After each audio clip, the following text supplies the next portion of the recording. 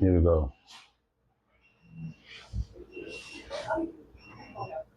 So I was talking to the Lord and I told God I felt like I didn't want to write no more or recite no more poetry or spoken word. The Lord said, "You're being absurd. You're mentally disturbed. Your prayers have been heard, son. Keep writing." I say, "But Lord, I've been doing this for so many years and clearly nobody here is listening. All they ever hear is whispering when I'm speaking and people keeping their own conversations going on like they can't see someone on the mic, like they didn't see the sign at the door that read poetry tonight. Lord, I'm sorry. It's just been hard for me to write." And in a voice that sounded like a strike of lightning, the Lord said, "Son, keep writing." Well, now I'm getting a little frightened because the Lord sounds mad, but I got to keep praying because I'm still feeling bad. So I braced myself and said, "Dad, it's really been hard for me to keep writing.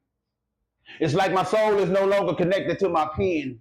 It's like what I'm writing is no longer coming from within, and I can't help but feel like my days as a poet are coming to an end." And that's when I felt this cold, crisp wind rush in and seeing chill through my flesh and pain in my chest. And the Lord said, "Yes, your body and soul have become enemies of your mind. But over time, mind, body, and soul will recombine as one, and writing and reciting will again be fun. Until then, my son, keep writing."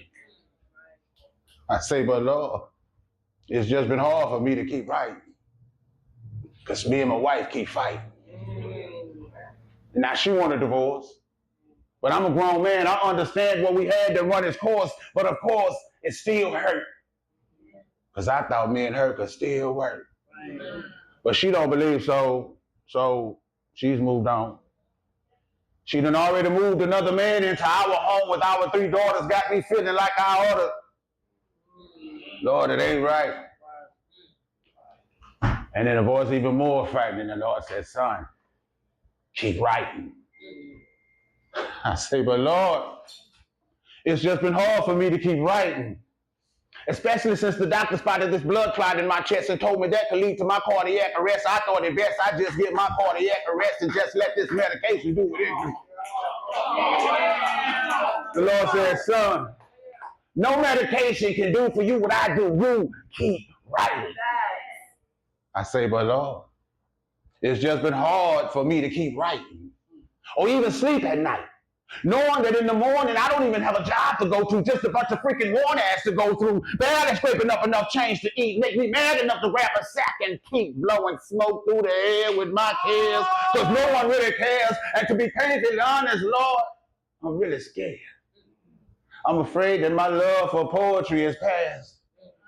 And that's when I heard a blast and saw a flash of light that knocked me to the floor, and a loud thunderous voice roared, "I shall hear this foolish talk no more.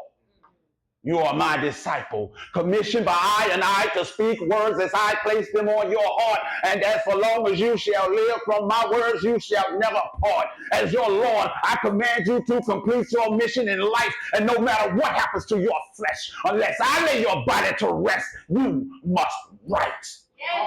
Yes.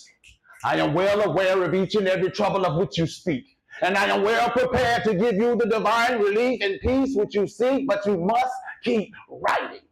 When you feeling like life's not fair, write about it. When you feeling like nobody's there, like nobody cares, write about it.